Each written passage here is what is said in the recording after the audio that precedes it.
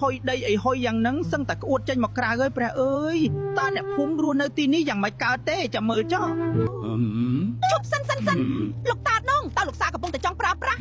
ដោះកូខាប់អត់អីនេះវាសាហាវណាខ្ញុំសុំកាហ្វេឡាថេខ្ញុំត្រូវការ oatmeal Do you understand me ខ្ញុំជាមនុស្សដែលមានស្បែកស្រស់ស្អាត delicate ខ្ញុំថែរក្សាខ្ញុំត្រូវថែរក្សាពពករំលាយអាហាររបស់ខ្ញុំវា sensitive ខ្លាំងណាស់ Do you know about wellness ការញ៉ាំ lactose វាធ្វើឲ្យប៉ះពាល់ដល់ស្បែករបស់ខ្ញុំវាជា standard នៅទីក្រុងខ្ញុំនិយាយមែនណានៅបំពេញគេមាន oatmeal នៅគ្រប់ហាងទាំងអស់លោកតាដងនឹងបាត់បង់ម៉ួយអស់មួយខែនេះបើមិនព្រមព្រាត់តែចង់បានកាហ្វេមួយកែងហ្នឹង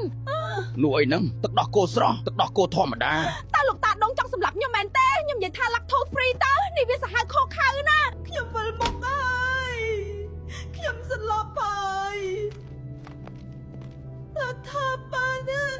អូយហុយដីអីហុយយ៉ាងហ្នឹងឥឡូវត្រូវញ៉ាំកាហ្វេខ្មៅនេះវាជាថ្ងៃសោយមែនតើឈប់ឲ្យលឹកជិះម៉ូតូជាមួយម្ដងទៀតហៅជាងភ្លាមទៅ